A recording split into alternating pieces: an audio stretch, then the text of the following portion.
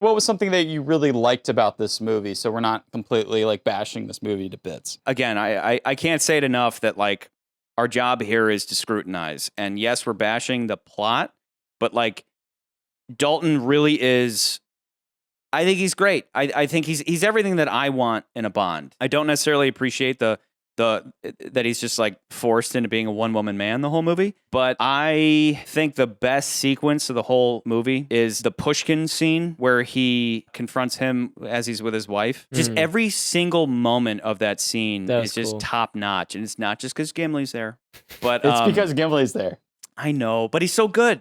He's so good. And that's the only scene in the movie, and I think it's like the only... No, it's not, but it's the only scene in the movie where you actually see someone's... I'm going to be that 12-year-old boy. Charlie just likes it because there's a boob. You see some movies. Like super side boob with a little nip. You do. But, and it's like, it's like they don't do the best job of hiding it. You're like, yeah, I saw some boobs in a PG-13 Hey, honey, can movie. you turn like just a hair? Just like rotate a little bit. Okay, wait, come back a little bit. Okay, good enough. Yeah. Good enough. 12-year-old boy me is like, yes. Must have been cold in that room. Yes. But overall, we that see scene is it's fantastic because here's Bond who is on a mission, but he knows that his mission is kind of shitty. It is a question of trust. Who do you believe? Koskov or me? If I trusted Koskov, we wouldn't be talking. And again, you're blowing my mind that it could have been Gogol, because had it been Gogol, it would have worked so much that would have better. been so cool. That would have been so cool. That would have been such an emotional payoff after 7 It would have been movies. great if it was Gogol because we have established that character and we've had over and so over many and over stories and over. with him. Gogol has literally watched him So anyway, but John Rhys-Davies, he's the shit. So that whole sequence is I really turn on in that moment because suddenly you care because you have this, and it all comes down to that moment where he's like, it's a matter of trust, do you believe me or do you believe him? And then Bond's like, but as long as you're alive, we'll never know what he's up to.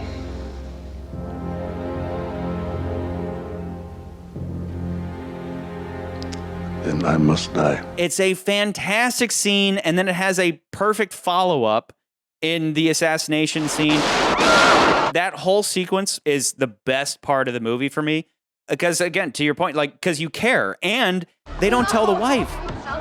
And they don't tell her for a good reason, so she has this perfect reaction. And then he gets up. I know, it's like everything about that sequence is phenomenal. It's just such a phenomenal scene for a spy movie because it's Bond springing a trap, He knows that they're kind of trying to manipulate him into killing Pushkin, so he fake kills he collaborates with Pushkin himself to kind of smoke out these rats. The only problem, of course, is that once you find out what Koskov was up to, it's stupid and dumb and stupid and makes no sense at all. But anyway, back to things I like, even down to little things like I do love the car chase scene.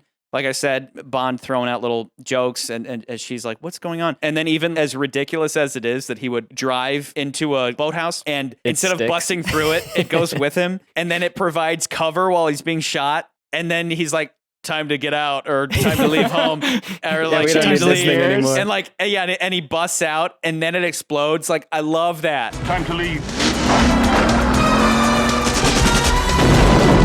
That's cool. Watching that thing explode after he busts through as ridiculous. And that's what I've been saying for every Roger Moore movie. I'm I know that some things get ridiculous, but I enjoy them for what they are. And I know there's a difference between that and Beach Boys. We don't need to rehash that. We don't have to. Let me just put this on there. Is that yes, I do think there's some funniness to there's some humor. Because I remember you and I kind of talked about this and we're like, yeah, there's some goofiness to this, some leftover Roger Moore gagness to some of how the stunts work. But I think the biggest difference for me, going back to that firefighter scene that we talked about ad nauseum, was that 3 hours. That scene is played for laughs because of the reaction shots and how they pull that. But this movie doesn't do that. They let things as is. We don't add any extra sauce or anything.